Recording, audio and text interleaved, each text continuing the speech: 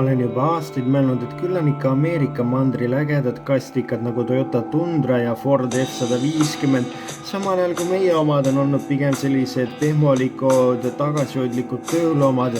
Tõepoolest, Ford Ranger on olnud alati veidi kangem kraam ja seda just tänu omale ahvatlevale Wildtrak varustusastmele ja nüüd on Ford pannud kõik mängu ja selle raames ka F-150 näoilme ja mida veel kõike on Ford pannud mängu, et muuta seda Rangerit veel ahvatlemaks.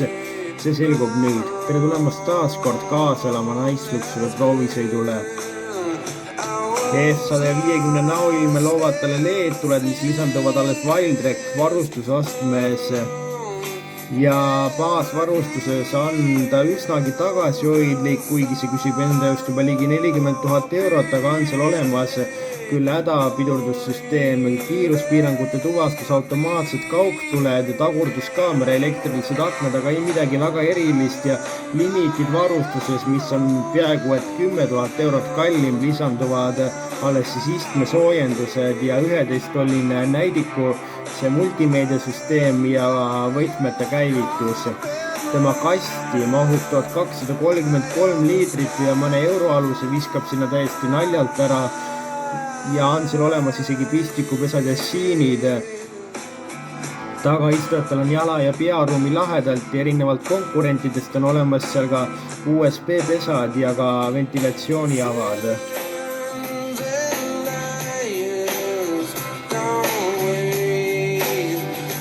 Interiööris on tal olemas Wildtrak varustusastmes 12-tolline multimeediasüsteem, mis on küll väga hea graafikaga, aga siiski on seda sõidu ajal ebamugav kasutada ning lisaks on olemas tal automaatkäigukasti käiguvalits, millel on manuaalrežiimi nuppud, aga need asuvad selle valitse külje peal, mis tähendab seda, et iga kord, kui sa seda käiku sisse panevad, võid sul kogemata minna manuaalrežiim sisse hoopiski, aga materjalid on väga head ja Wildtrak varustus lisandub veel panipaiku ja igasuguseid topsihoidjaid.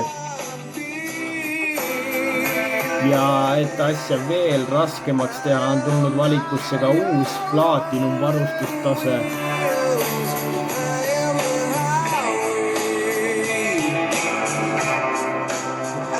Ja 360-kraadine kaamera on kõige paremas varustuses, aga see-eest on see tohutult esmaklassilise kvaliteediga ikkagi.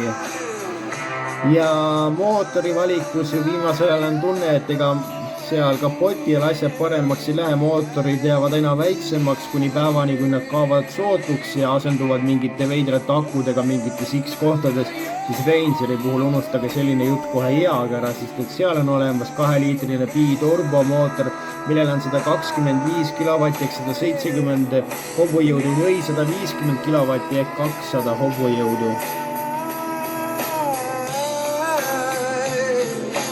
Ja kui sellest jääb väheks ja ma usun, et jääb väheks ja sa sooviksid ikka veel midagi rajudamat, siis sa saad endale külje peale nime V6 tähise ja mitte ainult tähise, vaid kapoti alla ka mootori, milleks on tõepoolest V6 3-liitrine diiselmootor, mis on täiesti uus mootor, mitte kusagilt riiuli pealt võetud ja sellel on juba 177 kilovatti ehk 240 hobujõudu ja see on pideva nelikveoga ja suudab vedada ka 3,5 tonnist agist.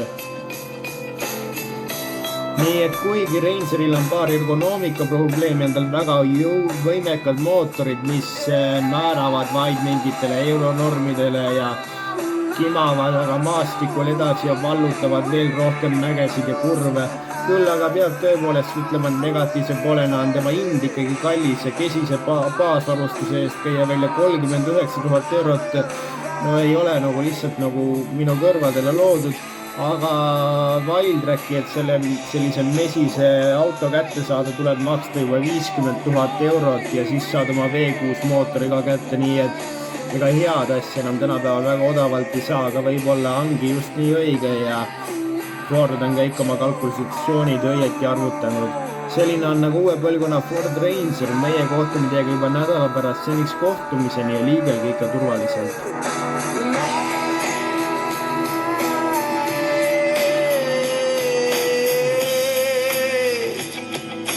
Yeah.